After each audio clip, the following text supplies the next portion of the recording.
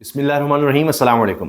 مریم نواز صاحبہ بہت زیادہ پریشان نظر آ رہی ہیں۔ انہوں نے ایڑی چوٹی کا زور لگا لیا، سی سی ڈی بھی بنائی، پیرا فورس بنائی اور پتہ نہیں کیا کیا فورس بنا دی، جبکہ ان کے پاس فنڈز بھی نہیں ہیں، کیونکہ خبر آ چکی ہے کہ 1 سے 16 گریڈ تک کی اسامیاں 1.5 لاکھ اسامیاں ختم کر دی گئی ہیں، کیونکہ معاشی بحران ہے پنجاب حکومت کے لیے۔ لیکن دوسری طرف 11 ارب روپے کا جہاز لیا جا سکتا ہے۔ ویسے کہا جاتا ہے جی 5000 ارب روپے کا بجٹ ہے، کوئی اتنا مسئلہ نہیں ہے، لیکن رقم نہیں ہے۔ اور اب پریشانی اس لیے بھی ہے کہ اتنے ڈپارٹمنٹس بنا کر سیف سٹی کہہ دیا، پتہ نہیں کیا کیا کہہ دیا، اور جناب دیکھیں جرائم کی شرح کنٹرول فلاں ہے۔ آج مریم نواز صاحبہ یہ اعتراف کر رہی ہیں اور شدید پریشانی کا اظہار کر رہی ہیں، ناراض ہیں، غصے میں ہیں کہ جرائم کی شرح مسلسل بڑھتی چلی جا رہی ہے، رکی نہیں رہی، جرائم بڑھتے جا رہے ہیں۔ اس ناچیز نے عرض کیا تھا، اور یہ دنیا کی تاریخ ہے، صدیوں کی تاریخ ہے، کہ آپ سی سی ڈی کے ذریعے کنٹرول نہیں کر سکتے جرائم، ورنہ سب لوگ سی سی ڈی بنا دیتے کہ پکڑو، سزا دو اور بس ختم۔ آپ کو اپنا نظام جوڈیشل سسٹم پورا بہتر کرنا پڑے گا، لیکن شارٹ کٹ ڈھونڈے گئے۔ اور اب آپ دیکھ لیجئے، کہہ رہے ہیں جی جرائم کی شرح بڑھ رہی ہے، سی سی ڈی کے ساتھ تعاون کیا جائے، باقی افسران سی سی ڈی کے ساتھ تعاون کریں، تعاون کیوں نہیں ہو رہا، فلاں جرم پکڑا گیا ہے، فلاں جرم دیکھا گیا ہے، لیکن یہ جرم کیوں نہیں رک رہے۔ اب مریم نواز صاحبہ میٹنگز کر رہی ہیں اور اس پر ناراضگی کا اظہار کر رہی ہیں، پریشانی کا اظہار کر رہی ہیں، یہ سب کچھ ہو رہا ہے۔ ابھی میں اور بھی آپ کو بتاؤں گا کہ چچا جان مریم نواز صاحبہ کے، ان کی کارکردگی پر بھی سوال اٹھ رہے ہیں۔ یہ صرف پنجاب نہیں، لاہور نہیں، یہاں تو اسلام آباد میں بھی جس طرح کا ماحول بن گیا ہے، جو حالات ہیں، وہ بھی آپ کے سامنے رکھوں گا۔ آغاز کر لیتے ہیں مولانا فضل الرحمان صاحب کی سیاست ہے۔ اچھا، فضل الرحمان صاحب کی سیاست کو سمجھنا کوئی آسان کام نہیں ہے، بہت مشکل ہے۔ ہمیشہ وہ اقتدار میں ضرور آتے ہیں، اس دفعہ وہ اقتدار میں نہیں آئے، لیکن اپوزیشن میں ہوتے ہوئے بھی آپ دیکھیے ان کے خلاف کوئی مسئلہ نہیں ہوگا، کوئی پرابلم نہیں ہوگی، جس طرح کی تحریک انصاف کو فیس کرنے پڑ رہی ہے۔ ابھی آپ دیکھیں، اب مولانا صاحب کہہ رہے ہیں کہ خان صاحب کو تو رہا کرنا چاہیے۔ انہوں نے بیان دیا ہے عمران خان کو رہا کر کے سیاسی کردار ادا کرنے کا موقع دینا چاہیے۔ جمعیت علماء اسلام کے سربراہ فضل الرحمان صاحب نے کہا بانی P T I Imran Khan کو رہا کر کے سیاسی کردار ادا کرنے کا موقع دینا چاہیے۔ صحافیوں سے گفتگو کی انہوں نے اور کہا کہ تحریک انصاف سے رابطے کسی نتیجے تک نہیں پہنچ سکے۔ یہ بڑا غور طلب ہے، رابطے تحریک انصاف سے کسی نتیجے تک نہیں پہنچ سکے۔ اب دوسری طرف رابطے جو ہیں کچھ نتیجوں پر پہنچنے کی طرف جا رہے ہیں، جس میں فضل الرحمان صاحب کی طرف سے جو سینٹ کا امیدوار آئے گا، مراد سعید صاحب کی جگہ ہی نہیں، ان کو تو اب ہٹایا جا رہا ہے کہ جی وہ آئے ہی نہیں، اور ابھی پھر الیکشن کمیشن کبھی روک رہا ہے، کبھی کچھ کر رہا ہے، وہ ایک الگ چل رہا ہے ڈرامہ۔ بہرحال سینٹ پر اب فضل الرحمان صاحب کے امیدوار کو پیپلز پارٹی، اے این پی، نون لیگ سارے سپورٹ کریں گے۔ بڑا دلچسپ کھیل ہے یہ بھی سیاست کا فضل الرحمان صاحب کی۔ بہرحال فضل الرحمان صاحب نے صحافیوں کہا مشرق وسطیٰ میں جاری تنازع کے حوالے سے کہ خلیجی ممالک کو سمجھنا ہوگا کہ امریکی اڈے ان کے نقصان کا باعث بنے ہیں۔ پاکستان ثالثی کر کے دنیا کو تیسری عالمی جنگ سے بچا رہا ہے۔ موجودہ حالات عالمی جنگ کا باعث بن سکتے ہیں۔ صورتحال جاری رہی تو دوسری طاقتیں بھی جنگ کا حصہ بن جائیں گی، یہ انہوں نے آگاہ کیا۔ ہم نے سعودی عرب اور پاکستان کے دفاعی معاہدے کو سراہا ہے۔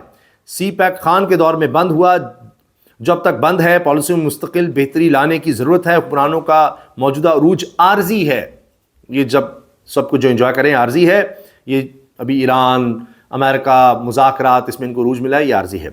دینی مدارس کے لیے مشرف پی ٹی آئی اور موجودہ حکومت کی پالیسی یکساں ہے۔ مدارس کی نہ رجسٹریشن ہو رہی ہے اور نہ ہی ان کے اکاؤنٹس کھولے جا رہے ہیں، یہ بات فضل الرحمان صاحب نے کی ہے۔ اب آ جائیے خان صاحب کی صحت کے حوالے سے۔ ان کی بہن علیمہ، جن کے بارے میں آپ یہ نہیں شک کر سکتے کہ وہ ان کے ساتھ خلوص سے نیت سے نہیں ہیں، ان کے لیے جو ہو سکتا ہے اپنے بھائی کے لیے وہ کر رہی ہیں۔ ہاں سیاسی طور پر فیصلے غلط ہو سکتے ہیں، دیگر چیزیں، لیکن اپنے بھائی کی رہائی کے لیے وہ پورا زور لگا رہی ہیں۔ اب انہوں نے کہا ہے کہ عمران خان کو 16 اکتوبر 2025 سے مسلسل قید تنہائی میں رکھا گیا ہے، ان کی دوسری آنکھ بھی متاثر ہونے کا خدشہ ہے۔ یہ جو بات اب کی جا رہی ہے نا، یہ اس لیے بات اب بڑھ رہی ہے کہ ایک تو کتنا چانس ہے اس چیز کا کہ بھائی خان صاحب کو آنکھ کی تکلیف ہوئی، ساتھ ان کی اہلیہ کو بھی تھوڑی دیر بعد ہو گئی، اور اب فلک جاوید صاحبہ، ان کا بیان وائرل ہوا، وہ کہہ رہی ہیں کہ مجھے اور میری بہن کو صنم جاوید کو بھی آنکھ میں تکلیف ہو رہی ہے۔ تو یہ کیا ہو رہا ہے کہ جتنے بھی تحریک انصاف کے اس طرح کے لوگ ہیں ان کو آنکھ میں ہی مسئلہ ہو رہا ہے، کیوں ہے ایسا؟ اس پر علیمہ صاحب نے سوال اٹھایا اور وہ کہہ رہی ہیں کہ ہم کب سے کہہ رہے ہیں کہ پورے ٹیسٹ کیے جائیں، ایم آر آئی وغیرہ، کہ اصل میں کلاٹ بن کیوں رہے ہیں، یہ آنکھ میں کلاٹ کیسے بن گیا، یہ ہو کیا رہا ہے۔ اور پھر آنکھ کی بیماری بشریٰ بی بی کو ہی کیوں ہو رہی ہے؟ یعنی دونوں میاں بیوی کو ایک جیسے امراض کیوں لاحق ہو رہے ہیں؟ کیا ہو رہا ہے ان کے ساتھ ایسا جیل میں؟ اس پر سوال اٹھ رہے ہیں۔ اور اسی بارے میں اب اسد عمر نے بھی، جو کہ ویسے تحریک انصاف چھوڑ چکے ہیں، انہوں نے بھی ٹویٹ کیا ہے کہ دیکھیں آنکھ کا مسئلہ الگ ہے، پھر پریشانی یہ ہے کہ اعجاز چودھری صاحب ان کی صحت بڑی خراب ہے، ان کی کڈنیز کا مسئلہ ہے، خدا نخواستہ کوئی حادثہ ہو جائے اس سے پہلے چیزوں کو بہتر کر لیں، کیونکہ یہ نہ ہو کہ پھر نفرتیں اور پھیل جائیں۔ عمران خان کی بینائی کا شدید نقصان، بشریٰ بی بی کی بینائی کا نقصان، اعجاز چودھری کے گردوں میں خطرناک حد تک خرابی، کسی ناقابل تلافی نقصان کی طرف پیش رفت ہے۔ خدا نخواستہ کچھ ہو گیا تو نفرتیں اتنی بڑھیں گی کہ واپسی مشکل ہوگی۔ فوری طور پر سب کو اپنے اعتماد والے معالجین سے علاج کرانے دیں۔ بھائی اگر وہ بھی آپ کی طرح باتیں مان لیتے، پارٹی چھوڑ دیتے تو پھر تو اور بات تھی، لیکن انہوں نے مشکل راستہ لیا۔ اب مشکلات ہیں، کیا کریں؟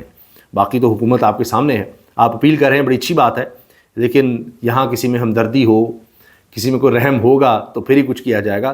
یہاں تو جس طرح کے لوگ لا کر بٹھائے گئے ہیں وہ تو آپ کے سامنے ہی ہیں۔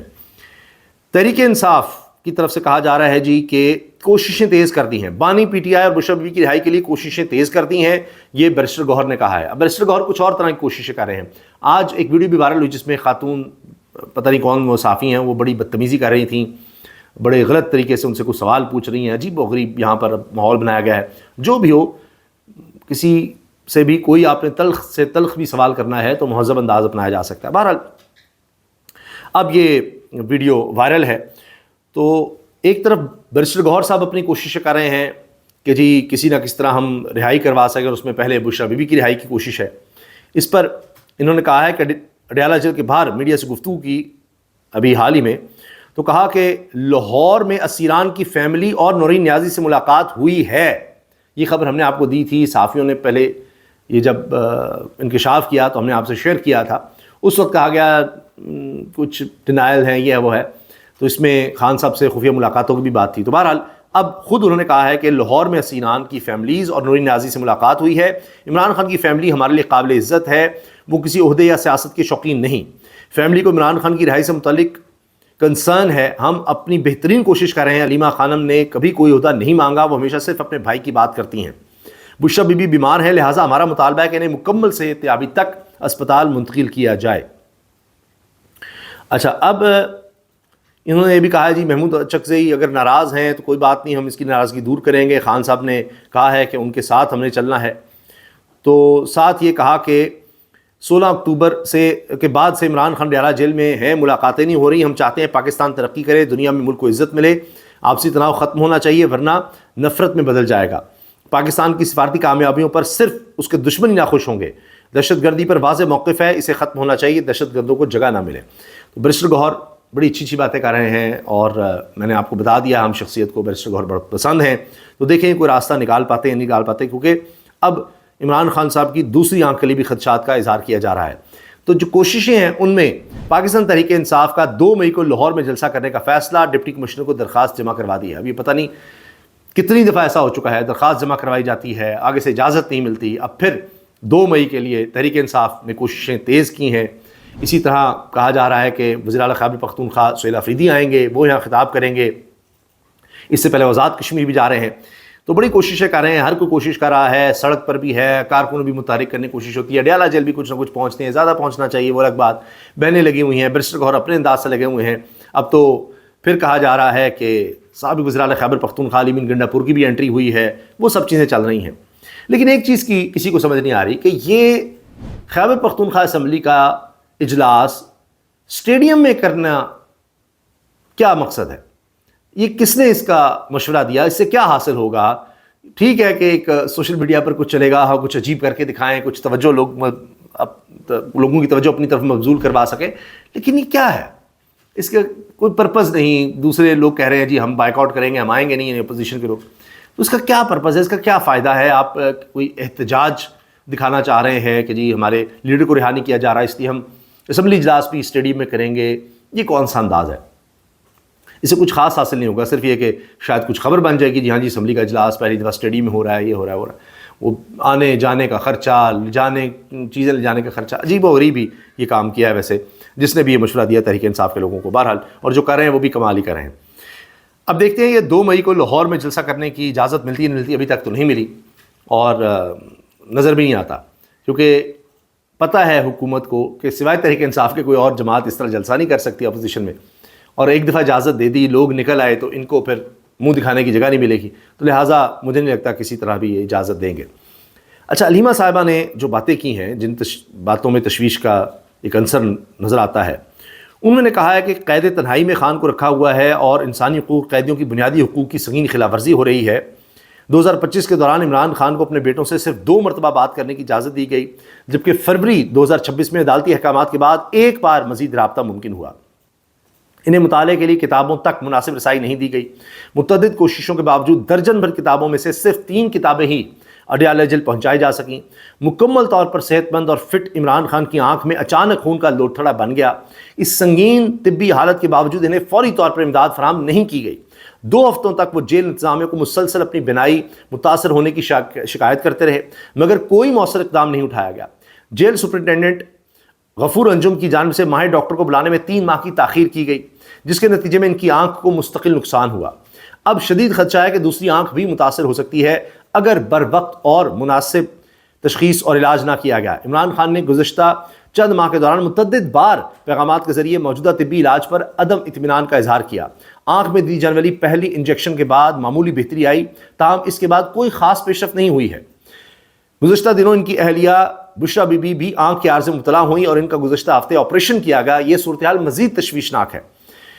خان اور بشرا بی بی دونوں کو تنہائی میں رکھ کر ذہنی اور جسمانی اذیت کا نشانہ بنایا جا رہا ہے۔ ہم 12 مطالبہ کر چکے ہیں کہ انہیں فوری طور پر شفا انٹرنیشنل اسپتال منتقل کیا جائے تاکہ مکمل طبی معائنہ اور علاج ممکن ہو سکے اور خون کے لوتھڑے کی اصل وجہ کا تعین کیا جا سکے۔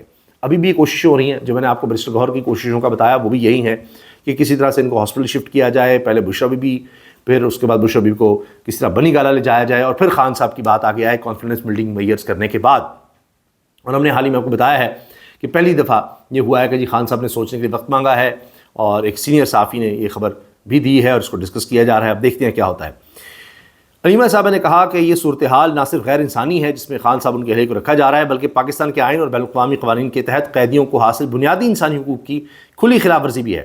ہم متعلقہ حکام سے فوری اور سنجیدہ کارروائی کا مطالبہ کرتے ہیں۔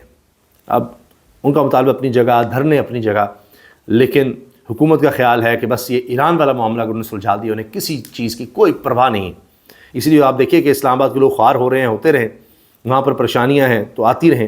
اب تو عامر الیاس رانا صاحب بیورو چیف ہیں ایکسپریس نیوز کے، اور شدید ناقد ہیں خان صاحب کے تحریک انصاف کے، اور یہ بڑے قریب سمجھے جاتے ہیں میاں شہباز شریف صاحب کے، بلکہ کئی باتوں پر انہوں نے کہا کہ جی میں نے ان کے نوٹس میں یہ بات کہی تھی، یا کسی صحافی نے شیئر کیا کہ جی عامر الیاس رانا صاحب کی کوششوں سے یہ ہو گیا، شاید سولر کا بھی مسئلہ تھا، دیگر بھی، تو انہوں نے کہا بھائی میں جو ہو سکتا ہے عوامی خدمت کے لیے کرتا ہوں، بتانے کی ضرورت نہیں ہے، آئندہ کوشش کروں گا سامنے نہ لایا کروں، بس جو بھی بات ہو وہ خود ہی اپنے طور پر حکام تک پہنچا دوں، اگر کوئی بہتری ہوتی ہے تو ہو جائے۔ اب وہ بھی مجبور ہو گئے ہیں اور کہہ رہے ہیں اسلام آباد تقریباً کاروبار بند کرا دیا گیا، بلو ایریا بند پڑا ہے، ناکوں پر تذلیل کا سامان ایک ناکے سے چیک ہوں پھر دوسرا ناکہ آ جاتا ہے، اور فیض آباد پر تو ویسے ہی روزانہ ہر وقت کا کمال ہے کہ کوئی پیچھے یہ ایم ٹیگ کوئی پوچھے یہ ایم ٹیگ کیوں لگوائے، کس کی دہاڑی بنی۔ ان ناکوں پر 3 میں 2 لائن اور 4 میں 3 لائن ایم ٹیگ کی ہونی چاہیے کہ لوگ فوری نکل سکیں۔ جس پر شک ہو اسے ضرور روکیں۔ وزیر اعظم صاحب یہ کون سے تیل کی بچت ہو رہی ہے، صرف محسن نقوی اور ان پولیس لوگوں کے لیے وبال جان بنی ہوئی ہے۔ یہ جی وہ شکایت محسن نقوی صاحب کی لگا رہے ہیں شہباز شریف سے۔ اس کے علاوہ یہ جی محمد ذیشان اوان ہے، انہوں نے ایک تصویر شیئر کی ہے، قربانی نزدیک آ رہی ہے اس لیے سرکاری گاڑیاں بکرے منتقل کرنے کے لیے استعمال ہونا شروع ہو گئی ہیں۔ یہ تصویر جوہر آباد کی ہے، تو یہ سرکاری پیٹرول ایسے استعمال ہوتا ہے، پھر کہتے ہیں جی ہم بڑی بچت کر رہے ہیں، بڑے پیسے بچا رہے ہیں، کمال کر دیا ہم نے، یہ کر دیا وہ کر دیا، اور حقیقت آپ کے سامنے ہے۔ درآمدی کوئلہ اور درآمدی ایل این جی سے بہت مہنگی بجلی بنانے والے 8 پاور پلانٹس $11 ارب سے لگوائے گئے۔ ساہیوال، بن قاسم، ہپکو، بھکی، بلوکی، تریمو، حویلی بہادر شاہ، نندی پور یہ بجلی کم بناتے ہیں، کیپیسٹی پیمنٹ زیادہ لیتے ہیں۔ معاشی تباہی میں ان پلانٹس کا بڑا کردار ہے۔ سینئر صحافی عدنان عادل صاحب، بس جو اچھے صحافی ہیں وہ بات کر رہے ہیں جو ان کا فرض ہے، جو ان کا کام ہے، لیکن یہاں نظام جو ہے اس کو بظاہر کوئی فرق نہیں پڑتا۔ اس کی وجہ یہ ہے کہ عوام میں غم و غصہ ہے، ان کا خیال ہے کہ ہمیں فارم 47 کی سہولت پھر مل جائے گی، جو کہ میں بہرحال کہتا ہوں ایسا ہر دفعہ نہیں ہوتا. یہ تو ابھی جب الیکشن ہوئے پتہ لگ جائے گا. اور اگلے الیکشن میرا ذاتی خیال یہی ہے کہ ابھی یہی لگ رہا ہے کہ کسی صورت فرینی ہونے دیے جائیں گے، یہی نظام ہوگا، اسی طرح کے ججز ہوں گے، اسی طرح کے چیف الیکشن کمشنر ہوں گے، اداروں میں یہی لوگ ہوں گے، سب کچھ ایسے ہی ہوگا. اگلے الیکشن تک نظام کو گارنٹی چاہیے کہ سب اسی طرح سے چلتا ہے. لیکن پاکستان کی تاریخ میں ایسا نہیں ہو پایا، لہذا مشکل لگ رہا ہے. اور جو ہی اگر ہوا بھی وہ، تو اس کے بعد ہی آپ دیکھیے گا کہ کہانی ختم ہو جائے گی. کیونکہ جس طرح موجودہ حکومت چل رہی ہے نا، ان کو 4 سال تو ہو گئے ہیں. پاکستان کی تاریخ بتاتی ہے کہ 10 سال سے زیادہ کوئی نہیں چل سکا. تو ان کا تو شاید پلان یہ ہے کہ پتہ نہیں ہم اور مزید کتنے ساری زندگی 20-25 سال چل جائیں. لیکن آپ ابھی دیکھ لیجئے گا، یہ صرف یہ ایران والا ماحول ابھی بنا ہوا ہے، اس کے بعد آپ دیکھیے گا کہ ہوتا کیا ہے. عوامی رد عمل ابھی تو ہے نا کہ دلوں میں ہے، آوازوں میں ہے، زبان پر ہے، لوگ بات کر رہے ہیں.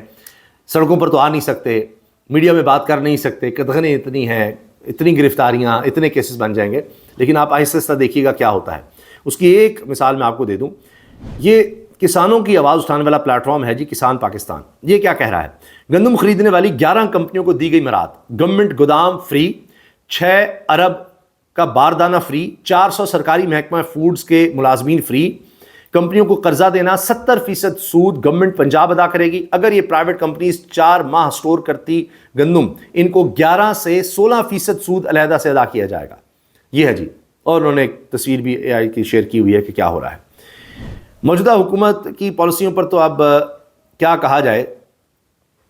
کسان رو رہے ہیں، سب پریشان ہیں، کہہ رہے ہیں کہ جی تباہی اور بربادی یہ لے کر آئے ہیں. مطیع اللہ جان صاحب نے اسلام آباد اپنے شہر کا رونا بھی رویا ہے. امریکہ ایران مذاکرات کے مستقبل کا کچھ پتہ نہیں، اور صدر ٹرمپ کی آمد کی امید میں اسلام آباد اور راولپنڈی میں قائم صنعتی کاروبار پچھلے 5 دن سے مکمل ٹھپ ہے، اور ابھی تک اربوں روپوں کا نقصان ہو چکا. مصنوعات اور ان کی تیاری میں درکار خام مال کے سینکڑوں ٹرالے جڑواں شہروں کو پورے ملک سے ملانے والی شاہراہوں پر پھنسے کھڑے ہیں. ان فیکٹریوں کے ہزاروں دہاڑی دار مزدوروں اور ڈرائیوروں کے لیے فیکٹریوں کے دروازے بند ہیں اور ان کے گھروں میں فاقے چل رہے ہیں. فاقے، لیکن حکومت کو کوئی پرواہ نہیں، ان کے پیٹ تو بھرے ہیں نا، ان کے گودام بھرے ہوئے ہیں. ان فیکٹریوں کے مال مثلاً سریا وغیرہ کی عدم دستیابی کے باعث ان جڑواں شہروں میں سینکڑوں تعمیراتی اور دیگر منصوبوں پر بھی کام رکا ہوا ہے. سوال یہ ہے کہ سیکورٹی کے نام پر فیکٹریوں اور فیکٹری ایریا میں حکومت کی طرف سے مکمل شٹ ڈاؤن کہاں کی حکمت ہے. شنید ہے کہ یہ سلسلہ 26 تاریخ تک چلے گا، مگر یہ خبریں بھی آ رہی ہیں کہ آج اس بارے میں شاید کوئی فیصلہ ہو جائے کہ جی وفود آئیں گے تو تب دیکھیں گے، ابھی کچھ تو حالات بہتر کی جائیں، کچھ تو ماحول کو کھولا جائے. گھی اور آئل کی قیمتوں میں اضافہ ہو گیا ہے جی، اور یہ قیمتیں بھی بڑھ گئی ہیں. دوسری طرف یہ دیکھیں کس طرح کا انصاف ملتا ہے. احتساب عدالت لاہور سے خبر ہے، صاف پانی کمپنی کیس میں وزیراعظم شہباز شریف کی بیٹی اور داماد کے ریڈ وارنٹ معطل، دونوں کو سرنڈر کرنے کا حکم. ان کو کیا مسئلہ ہے؟ بیٹے بھی آ گئے ہیں، بیٹی بھی آ جائے، داماد بھی آ جائے، اب حکومت ہے، کوئی مسئلہ نہیں. اب تو نیب سے ملاقاتیں ہو رہی ہوتی ہیں، یوسف زگلانی صاحب ملاقاتیں کر رہے ہوتے ہیں، تو شہباز شریف صاحب تو پھر شہباز شریف ہیں، جن پر جس دن فرد جرم عائد ہونی تھی اس دن ان کو وزیراعظم بنا دیا گیا تھا. تو اب تو کوئی پریشانی نہیں ہے. 26ویں 27ویں ترمیم ہو چکی ہے، کیا مسئلہ ہے؟ ہاں ادارے تباہ ہو گئے ہیں، برباد ہو گئے ہیں، وہ اپنی جگہ ہے، اس کی کسی کو پرواہ تھوڑی ہے. سیاست چل گئی ہے، حکومت ہے، اقتدار ہے، بس اس کے مزے لوٹیں جب تک ہیں، جب تک مزے چل رہے ہیں. اور یہی خوف ہے کہ ان کو کہ اسی پر سوار رہنا ہے، کیونکہ جو ہی اترے تو لوگ نہیں چھوڑیں گے. لوگوں میں نہیں جانا، عوام میں نہیں جانا، ووٹ کی بات نہیں کرنی، فری اینڈ فیئر الیکشنز نہیں ہونے دینے. اداروں میں اپنے لوگ بٹھا کے رکھو، قابو کر کے رکھو. اسی لیے تو ابھی ججز کی ٹرانسفر والا چکر چلایا جا رہا ہے، جیسے کسی پٹواری کو ٹرانسفر کیا جاتا ہے، ججز کو بھی اسی طرح کر دیں. اچھا ریلوے کا بھی سن لیجئے کہ جی ریلوے بڑا کما رہا ہے، بڑا بہتر ہو گیا ہے، اوہ ہو کمال ہو گیا، ریلوے میں تو انقلاب آ گیا. جس طرح آپ نے سنا جب سے یہ حکومت آئی ہے انقلاب پر انقلاب آ رہے ہیں ہر سطح پر.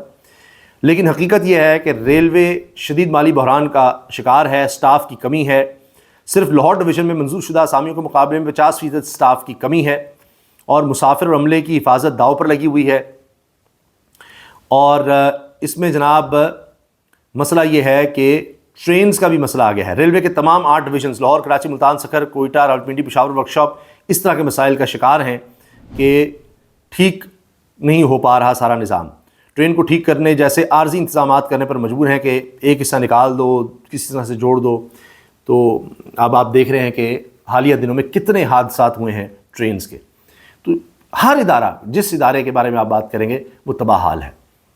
اور بس ان کو یہ ہے کہ میڈیا کو اشتہارات دو، ایسی خبریں دب جائیں، چھپا دو، ان پر بات نہ ہو، کہ شاید اس سے آپ کی کارکردگی بہتر نظر آئے گی کہ خبر ہی نہیں ہے، لوگوں تک پہنچ نہیں رہی۔ بھئی جن لوگوں کو اب خوراک کا مسئلہ ہو چکا ہے، توانائی کا مسئلہ ملک میں ہے، جن گھروں میں لوڈ شیڈنگ ہو رہی ہے، جو لوگ بل نہیں دے رہے، گیس کے اخراجات بڑھ گئے ہیں، گیس گھروں میں آتی نہیں، آپ کہتے تھے 300 روپے، وہ 550 کی مل رہی ہے بازار میں، تو آپ کا خیال ہے کہ آپ اشتہار دے کر اپنی کارکردگی ان کی نظر میں اچھی بنا لیں گے؟ وہ اور ریئیکٹ کریں گے، بالکل اس طرح جس طرح میں بار بار یہ بات کرتا ہوں کہ آپ نے کروڑوں روپیہ لگا دی اشتہارات پر کہ جی ہم پیٹرول پر سبسڈی دے رہے ہیں موٹر سائیکل والوں کو، وہ اشتہاروں میں بس پیسہ لگا دیا، عوام تک تو کچھ بھی نہیں پہنچا۔